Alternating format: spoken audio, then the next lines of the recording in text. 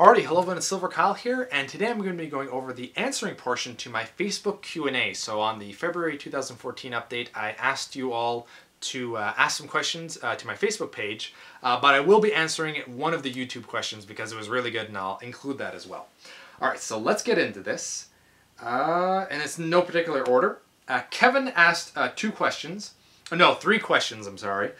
Kevin had asked, if you could spend a day providing your input to the developer of any game franchise, what would it be? First of all, fantastic question. And I went over this for a while, but I think I will go with Grand Theft Auto. I would want to talk to Rockstar and tell them ideas for the next Grand Theft Auto game.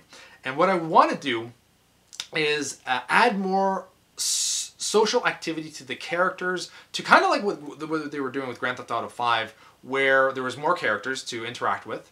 I don't necessarily need to be able to control all three, but kind of have that relationship with certain characters, and also with the heist. I would want the heist to be more of a big thing, or more missions to include more characters, and I would want to feel a bigger attachment to those characters. So have maybe, specific times where they would call you up more often, and try to like make it seem as if it's real life, and get so you get more attached to these characters, and then actually have it so that some of them can either die or get caught, so you don't have access to them anymore.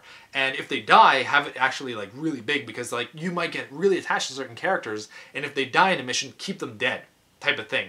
So then you'd have to, like, let's say you have a getaway driver and he dies in the process of one of the missions.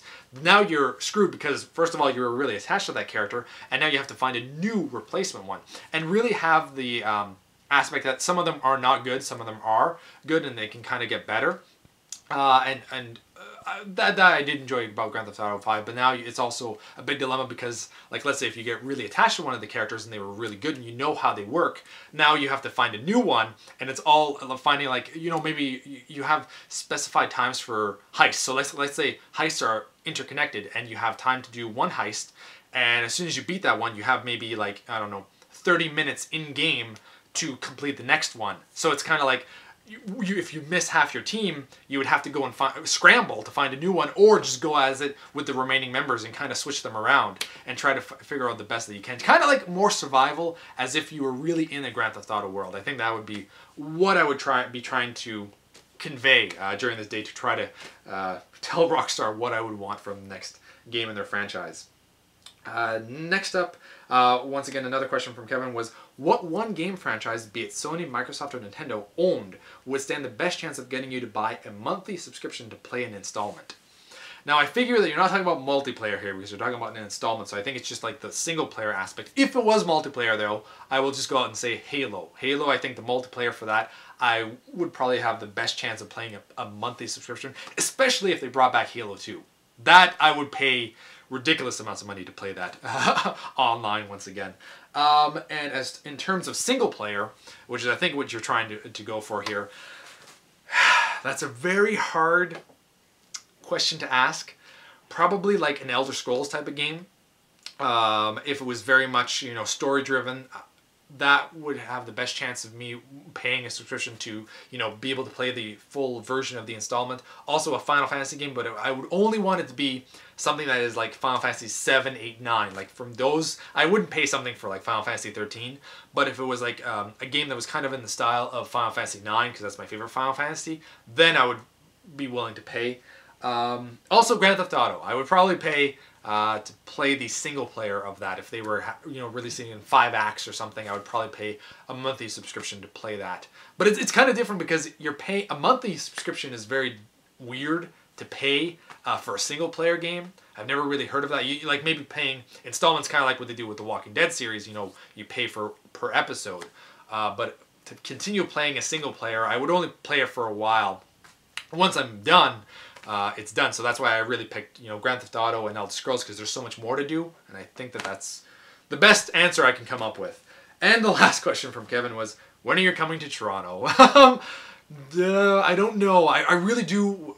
He's asking this because Kevin lives in Toronto, and he wants to, or near the area, so we want to get together. I don't foresee myself going there anytime soon. Maybe for Wonderland. So maybe this summer. Other than that, I don't know. But I do want to go to see a Leafs game, and we got to go to see that together. There's a snowmobile passing by. I don't know if you can hear that or not. Hopefully it's not too loud.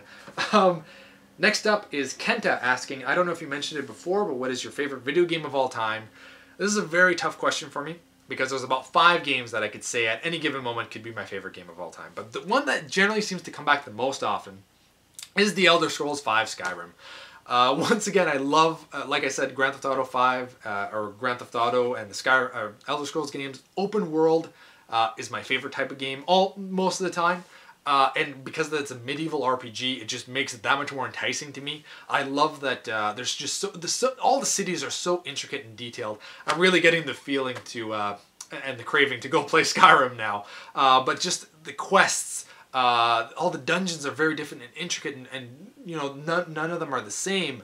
The storyline I very much enjoy. I love the fact that you can also just screw the storyline, just go up and have an adventure by going to the forest and meeting up with a giant or a Skyrim. I'm thinking of Skylanders. A dragon flying down, and you know you have to battle it. Or you might end up seeing like a giant battle between a giant and a dragon themselves, and you can either watch or you can join in, or one of the mammoths. I just love that game for the endless hours that you can put into the storyline, but also what you can do on the side. It's just awesome. Taylor had asked, what is your opinion on Nintendo's recent news on the Wii U? Now, I think that you're talking about how the Wii U is not doing very well, and they had predictions that they would sell up to 9 million by the next quarter, I think that they were saying, but they dropped it down to 2.8, and now they have seen that, you know, the Wii U isn't doing that good, so I think that they've said that they're going to go about it differently and trying different avenues to market up the Wii U, and I think also letting different developers, I think they had said, playing around with their properties, which I think is an amazing idea, and I hope that that's what you were asking. If that wasn't what you were asking, let me know and I'll answer it in another video. But yeah, I think that it's good that Nintendo is seeing that there are problems with the Wii U, and they are going to try to address it, try to market it differently, let other publishers use their properties. I think that's fantastic, and only use them for Nintendo. Obviously, you're not going to see Mario on Microsoft Xbox One. That would just be weird, wrong, and just not financially sound. Like, if the Wii U is having a hard time, do not start putting your properties on other consoles. But if you keep them, let another publisher work on it and kind of take it in a different manner, that would be interesting, and I kind of agree with that. And Sarah asked 2 questions. One of them was Bravely Default. What do you like or love about the demo? I love the demo, first of all. I beat the demo.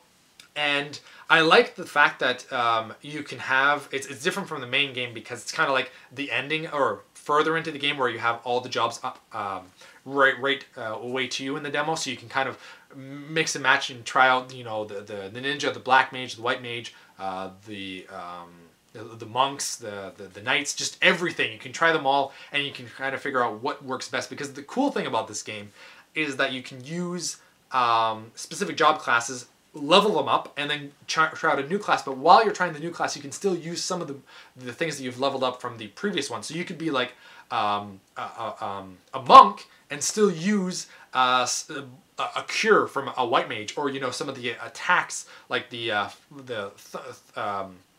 thunderbolts and fire and water attack, blizzard attacks from a black mage at the same time. So you can kind of mix and match and try to see what works the best. So I very much enjoyed that.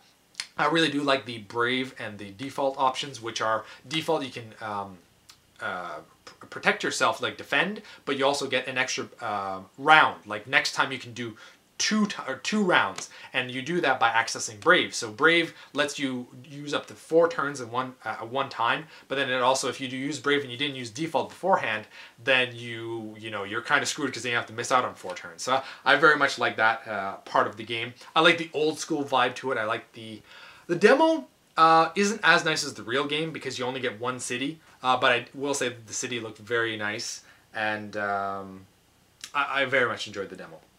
And next question from Sarah is, how is your progression coming along with the 3 games that we voted on for you to beat?